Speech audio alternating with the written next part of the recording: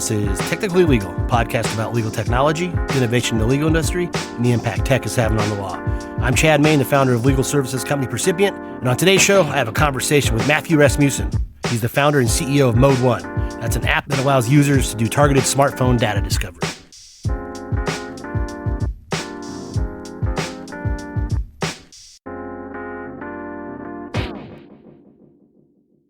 Way back in the early 2000s, Matthew Rasmussen was pursuing a psychology degree and waiting tables at P.F. Chang's in Omaha. For some extra dough, a family friend offered him a job at a litigation support company, which at the time involved a lot of work at the copy machine, scanning and copying documents for the company's law firm clients. As we all know, paper soon faded out and digital evidence soon took over, which led to the advent of electronic discovery, aka eDiscovery. For those who may not be familiar with eDiscovery, it just means that it relates to information needed by attorneys in the discovery phase of litigation that's digital in nature. So for instance, back in the old days, a letter might be used as Exhibit A in a deposition or in the courtroom, but now that letter is an email. And so it's collected and used as part of the electronic discovery process. Because Matt was gaining specialized knowledge in project management and eDiscovery, he was hired into BigLaw to help run their litigation support and technology departments. He did that for over 10 years and ended up at O'Melveny Meyers when he had his light bulb moment that led to the creation of ModeOne, which, as we will hear, is a solution addressing the challenges for efficient data collection from mobile devices. Matt's light bulb moment occurred when he had to deliver an 800,000 plus row Excel file with text messages and other data collected from a cell phone. The attorney who needed the cell phone data was none too pleased, and that's when Matt started thinking about building an app that not only streamlined the digital forensic collection process, but also made it easier on users to comb through the data that was collected. On today's show, Matt explains how ModeOne works, its benefits over traditional digital forensic collection methods, and how it addresses concerns about evidentiary defensibility. He also highlights the various use cases for ModeOne beyond litigation, including internal investigation, HR matters, and compliance. Matt also fills us in about ModeOne's development, its unique approach compared to its competitors, and its future roadmap, including integrations with other platforms. I was a psych major in college, and I was waiting tables at P.F. Chang's. So I'm from Omaha, and I had a family friend that was living in Florida who had moved back to Omaha.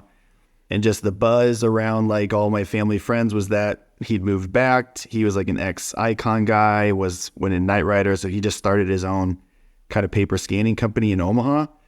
And then I just needed a second job. So he was in my restaurant. I asked him, hey, I need some hours in the morning. He said, come on through. So I ended up doing like 6 a.m. shifts to be on a copy machine and on a scanner, just ripping through hundreds of boxes of paper kind of thing. And then I got really lucky because we had a pretty major lawsuit that hit in Omaha. It was being represented by Bingham McCutcheon out of San Francisco, and I worked with them for a few years on this project, and they ended up poaching me. And that's what kind of got me out of the Midwest there and got me into like coastal defense firm kind of stuff, and that's where my defense firm kind of experience started.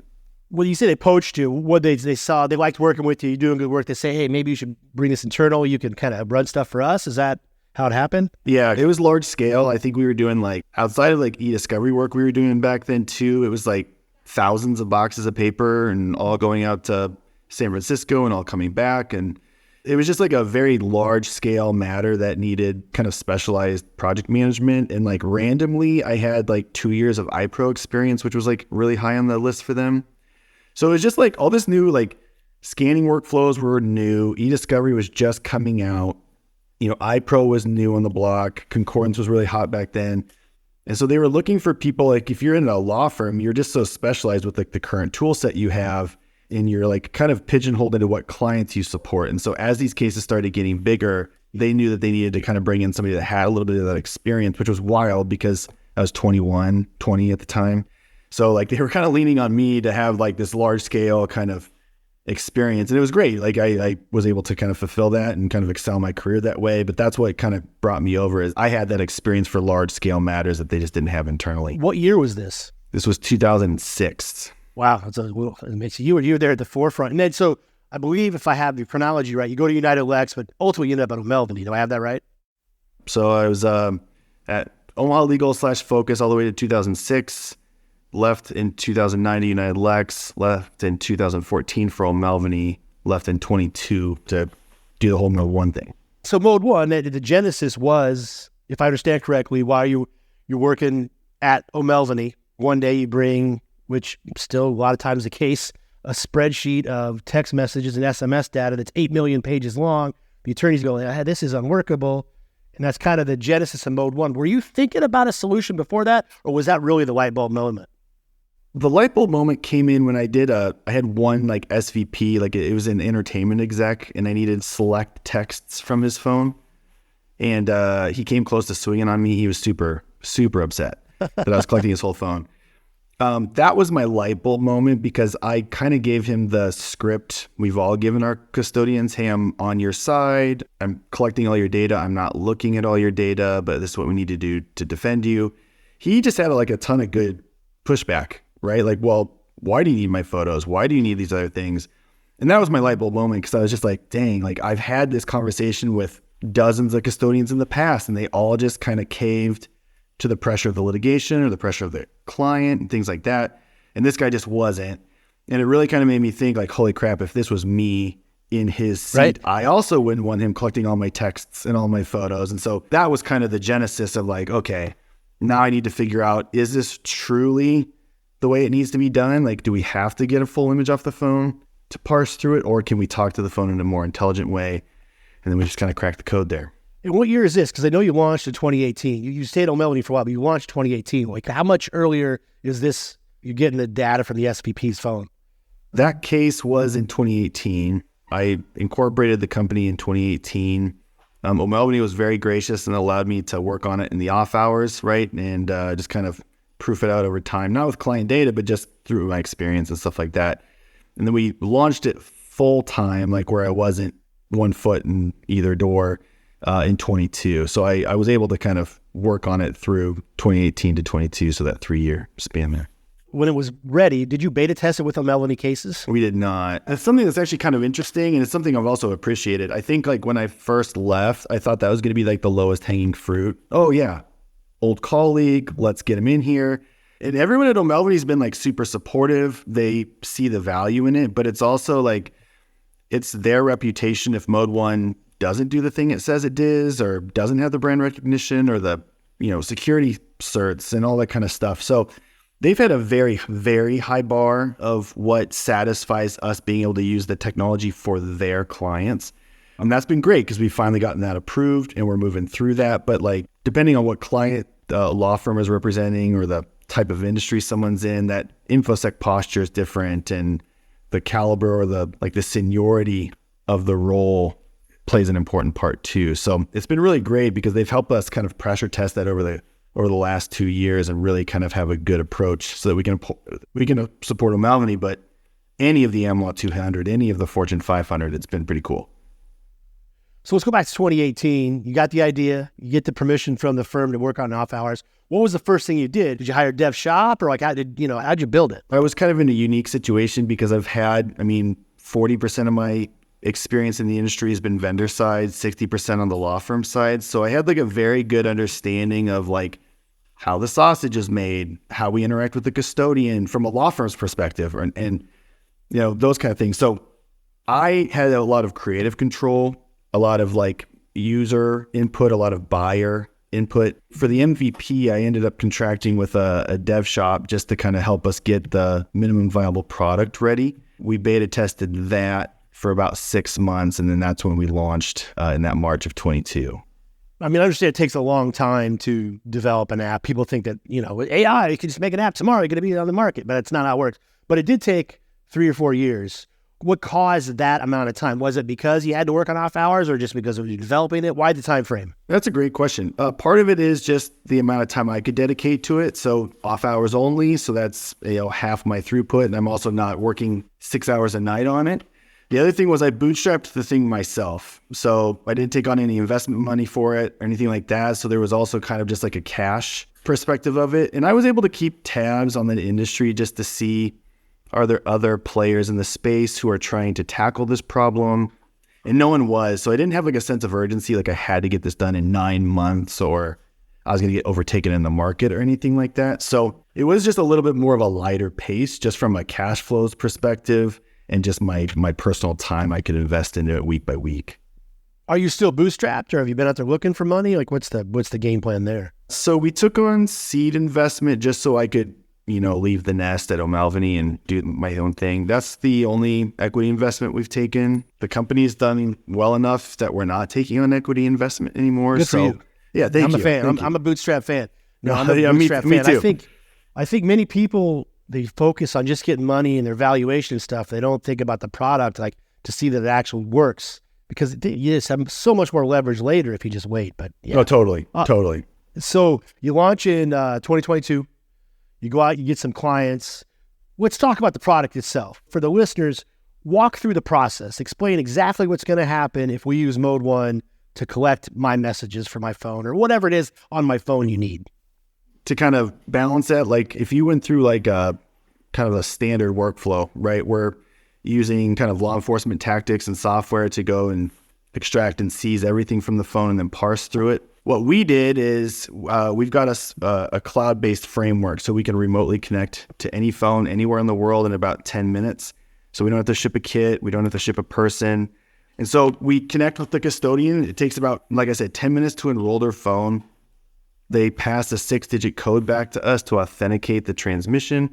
Doing it on the phone. Assume they go to a website on the phone. Let me back up. So on the iPhone side, we use a little applet that runs on the custodian's laptop or desktop. Your iPhone will let Uber check your location or your contacts, but it won't let it send a text message or receive a phone call for you. Apple makes certain databases private. So we use a little applet on the iPhone side. On the Android side, it sits natively on the phone. And that agent, whether it's on the Android or on the iPhone side, that gives us a 6-digit code. And then we can build an encrypted tunnel between that device and our cloud.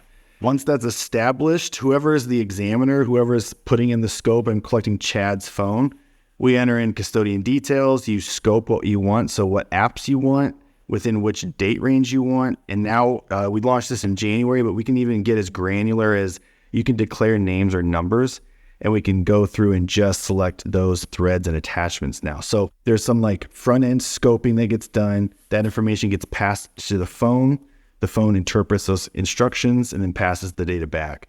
Lots of things happening in between there, but that's the really high level of how it works. By being able to do that, being remote, making sure that we're just grabbing app data, not the entire photo library or podcast and stuff like that, it's gotten it so that our standard or our average runtime is about 90 minutes end to end to get a phone collected. So if you kind of translate that to like current workflows or other process workflows, at O'Melveny, I would anticipate a week and a half to 2 weeks to get phone data back from a custodian ready for review.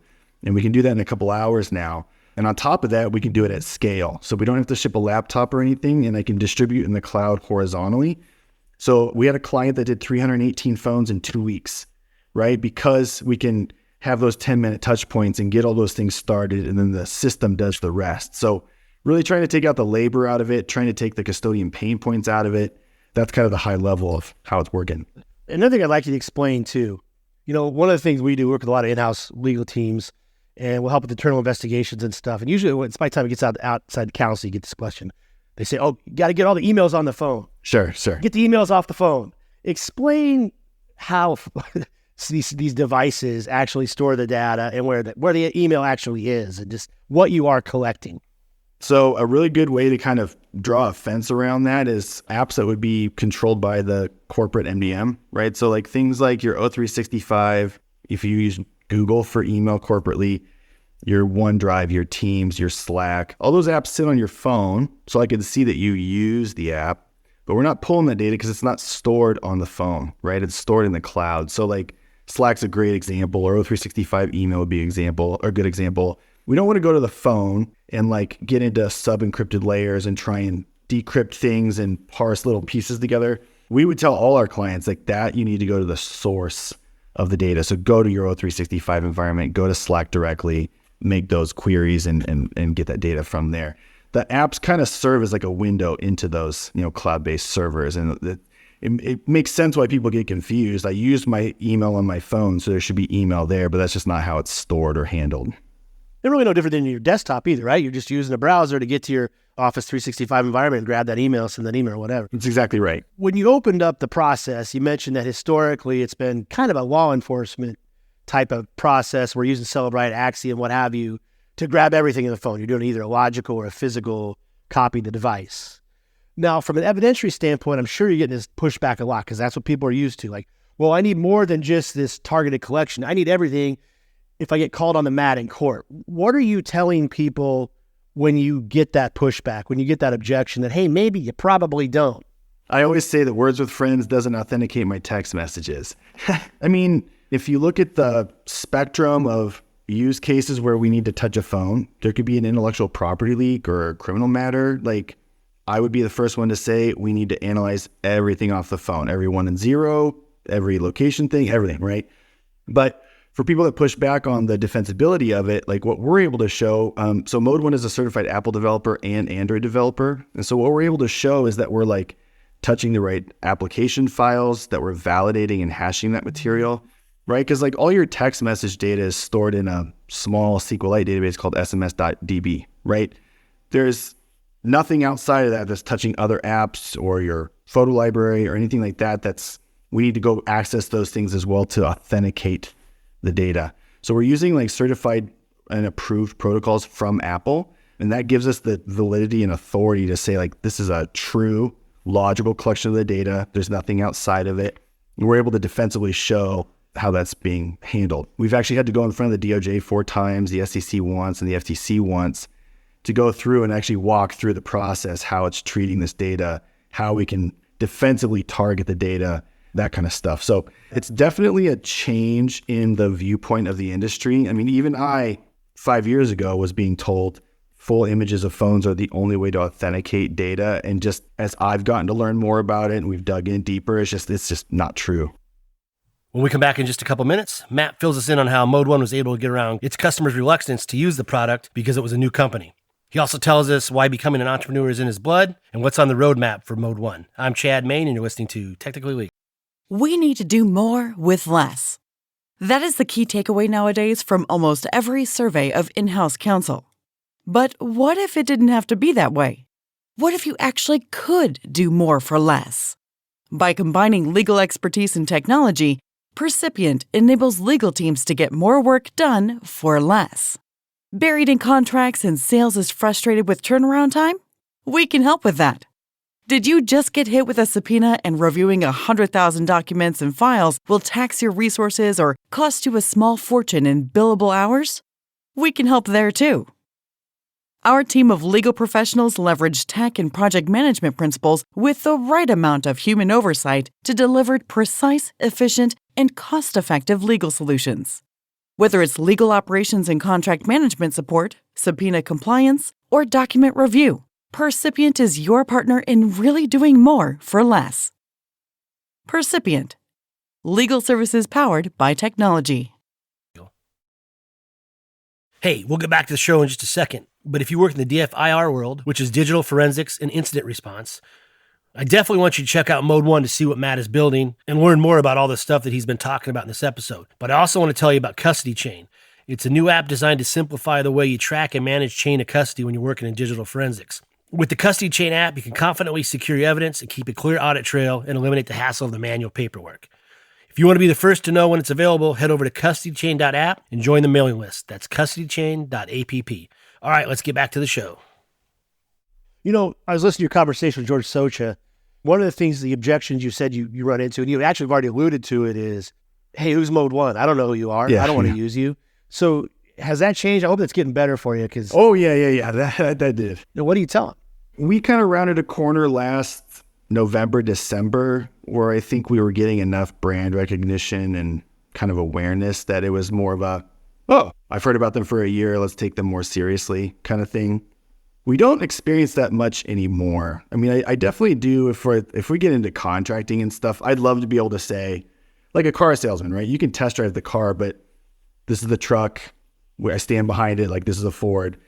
We don't have anything that's commoditized like that. People still want to kind of get into the details and kick the tires themselves and make sure it's doing what we say it's going to do. That's still kind of something that we're working towards on the credibility and brand awareness and being able to like compartmentalize and package that information for our buyers. But the sales process and just the reception of the technology and those kind of things is just, it's been great. You know, we're not really running into a lot of pushback being the new kid on the block anymore.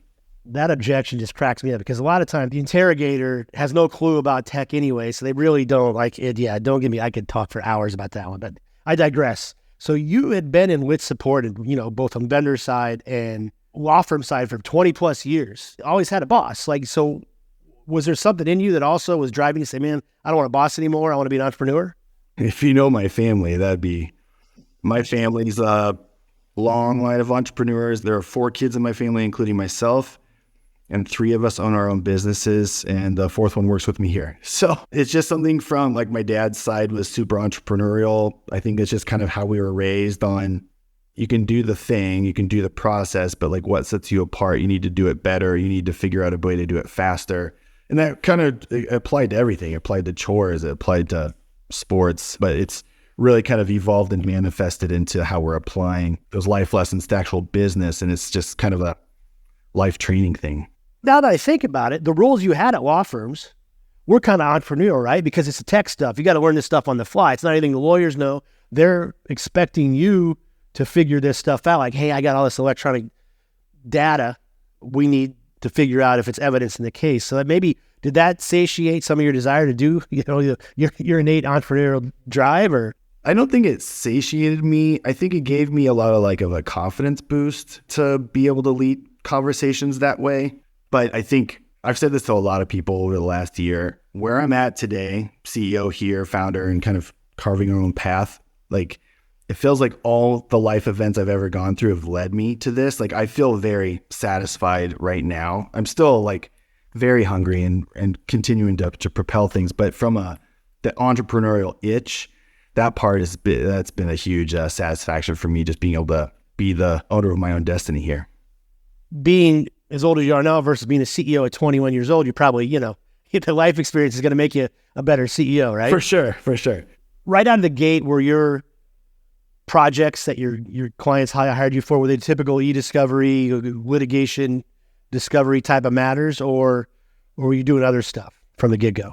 No, they were the typical litigation transactional stuff. I always joke that I would have sold you a hot dog if you would have paid me for it back in the day just to get cash in the door.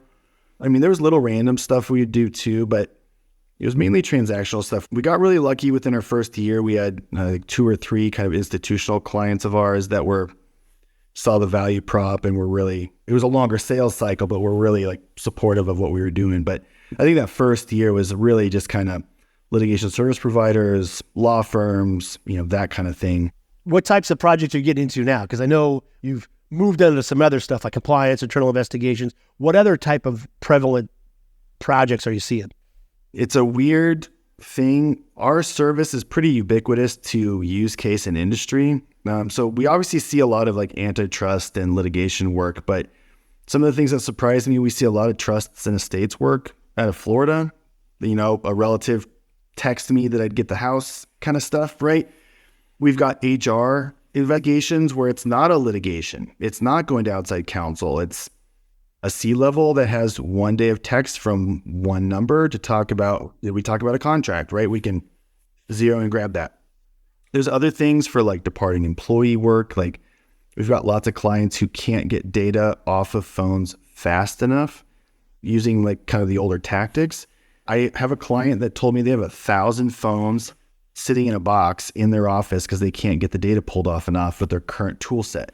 So if you think about that, if those are iPhones and let's just say they're $1,000 a pop, that company has $1 million of hardware sitting in some random examiner's office not doing anything, right? So it's a really weird way to say it, but anywhere there's a phone that we need to be accessing it, whether it's legal hold, data preservation, internal investigation, departing employee, HR investigation, compliance, any of those things, our tool set is so flexible, it can fit into every single one of those use cases. And so I think it's just been a great byproduct of what we ran into, but it just seems like if anyone's trying to interact with a phone, no one wants everything. They want really good scoping mechanisms to talk to the phone. So that's a much broader spectrum of what we're supporting now.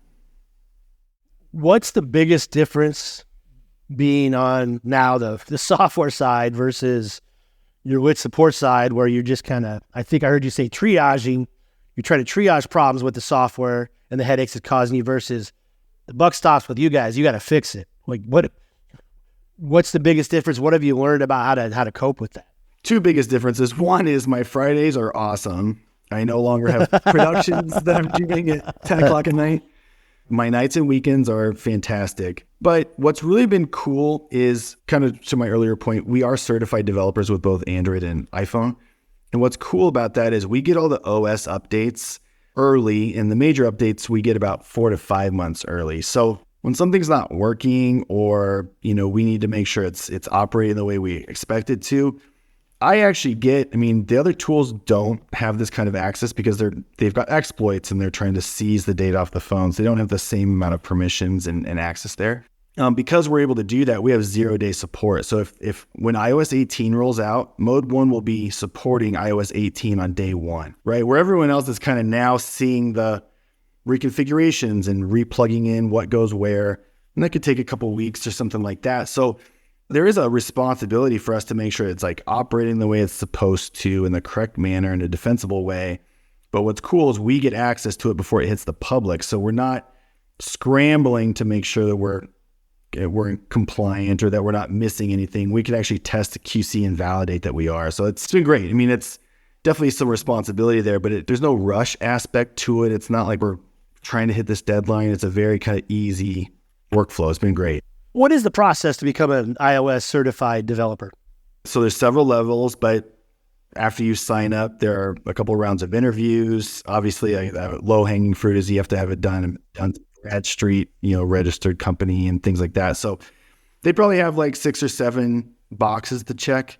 What our use case is, what the software does, that kind of thing. So I had to have an actual interview with somebody from Apple for that. And then they go through, assess it, and then approve it or deny it. There's several other levels of that we're working towards, which is a much more kind of rigorous process and takes a little bit more scrutiny, but that's what we're working towards. But the initial step was, a couple months. Tell me the apps and the data that ModeOne supports that you can grab off these devices.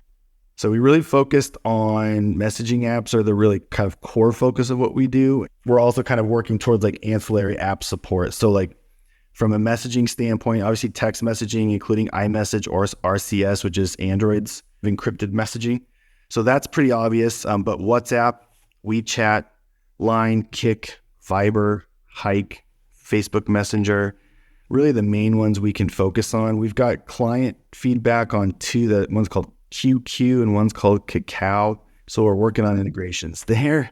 There's always the possibility that a new app could emerge, and it's just not something we can support. One that comes up all the time is Signal, right? Signal's kind of that shiny fortress on the hill that no one's really kind of tackling or able to tackle. And that's because it's built specifically to be private, to support that custodian privacy. And so while we're not doing that, we can at least declare that Signal was installed on the phone. So maybe we have got 10 custodians and one has Signal, right? Then we can talk to that custodian. Did you use Signal for work? Yes or no? If it's a yes, then maybe that is a full forensic image we have to do, but that's on one phone, not 10. So that's like the general messaging apps that we support. And then we also support things like your call log, your photo library, the Notes app, location services, things like that. But again, all targeted by app. So if we select one, we don't have to collect the other by default. It's been pretty smooth. You mentioned that one of your light bulb moments was you had to search for specific text messages from a specific sender to a specific person, and it wasn't easy to do just, before ModeOne. And to those ends, you've built a way to review these files, this data in ModeOne itself. How does that work? So once the data's been collected, we've built, I hate to use the word rudimentary, but it's just an early case assessment kind of filtering tool. It's not a responsiveness or privilege tool. I'm not running productions out of it. Just put yourself in the context that if we've got a litigation, I'm looking for texts in WhatsApp, and let's say it's over a 2-year time scope, but we don't know the party. I wanted to be able to have like a landing page where we can filter on participants. We can do an early case assessment of the thread, actually look at the attachments, add search terms, add date filters. So we just made a really easy viewer to kind of work with this kind of unique data type. It's not 4 corners of a document. It's just one big long digest, right? So we built in some really easy tools and functionality to filter that data down. It's really easy because it's familiar to everyone. It looks like it's just on your phone. So training is really easy. After that, once you've identified the 10, 20, 30 threads you want, then you select those specific threads, and then you can export into whatever format you want. So being an eDiscovery guy by trade, we made sure that we were compliant with all eDiscovery tools that are out there, right? We've got the right structured load files that don't need to be modified. there's a lot of different like settings in there that we can eDiscovery nerd out about. And then the bigger thing for us is with a couple of our partners this year, we actually developed the first Relativity integration where we can push this data straight into a client's Rel 1 or Rel server environment. And that's been huge as well, because again, we're just trying to consolidate the amount of time it takes to get the data off a phone until we're getting to analysis. So by the integration app being put into place, now we've got our turnaround time in about 3 to 4 hours, and that's from request to attorney review. So that's been pretty cool. That connection you have with Relativity, is that being pushed in like the native format or RSMF format? Like how's that being pushed? It's in Relativity's RSMF format. We have an agent that sits in Relativity. It talks to our client's ModeOne environment, and then it can be transmitting data back and forth. It's pretty sweet. That's a nice thing. It's real time, right? If you don't have to export it and then download it and upload it and do all that. We're literally just saving 3-4 steps in data transfers, and which could be time consuming. I mean, because what other people don't realize is this transferring data isn't just pushing the button. It takes time. And that's one of the biggest misconceptions I think people have is like, it's called computer. You should push the button and it's there and I can look at it. No, sometimes it could take days if it's big enough, right? For sure. My last case at O'Melveny, I had 12 phones for the same custodian. They were all pretty close to terabyte images. And then anytime I wanted to open up the reader to look at that data, I mean, just given the size of the image, that would take like 30 minutes for the reader to boot up, right? So, I mean, even just that kind of stuff, you're just dealing with a ton of data now. So it's just, it takes time to chew through it. What's on the roadmap? What's the next feature you're working on? Next feature is going to be international regional support. So that will be ready by early Q3. So we're going to be able to deploy into any AWS region within controlled countries. So that's really close. That's been a huge client feedback piece. And then we'll be able to deploy within our own clients' cloud tenants by the end of the year. So a lot of corporate clients like to have their data under their custody and control. They don't want it in a third-party cloud. So we're really kind of working on ways to be able to support them in that. On top of that, right, we've got just like some major UI overhauls. We're rolling out about one new app a month is our current run rate. We organize that app priority list by client feedback, right? So like that participant filtering was a huge thing we got last year and we got it implemented, in January. So really just better ways to control the data, better ways to archive the data, better automations, integrations into other tools, HR systems, other eDiscovery tools, things like that. We just want to be kind of the hub on the wheel, make it low touch points, make sure it's authenticated and validated, and then push it wherever you need to go. So those are the main things that we're going to be focusing on. We have a couple other projects already working on a little bit more covert, but we'll talk about those later this year. We'll talk to you next time. Yeah. Talk next time. Speaking of client feedback, if people want to get a hold of you, find more about ModeOne, where do you want to send them? Oh, yeah. I would love you guys to reach out to me. You can reach me at matthew.rasmussen@modeone.io. Or you can reach out to us at ModeOne.io and just sign up for a demo. It'll be me and some of my partners kind of just joining you for the call, and would love to unpack people's smartphone issues. And we'll post all this information and contact info on the episode page too. Cool. Matt, appreciate your time. Hey, Chad, appreciate this, man. This was great.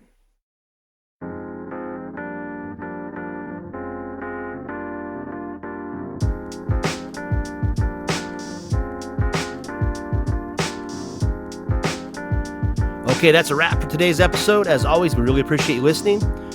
If you want to subscribe, you can find us on most major podcast platforms like Apple, Spotify, Google, Stitcher, etc. Also, if you like us enough, I hope you leave us a favorable review. Thanks again for listening. Until next time, this has been Technically Legal.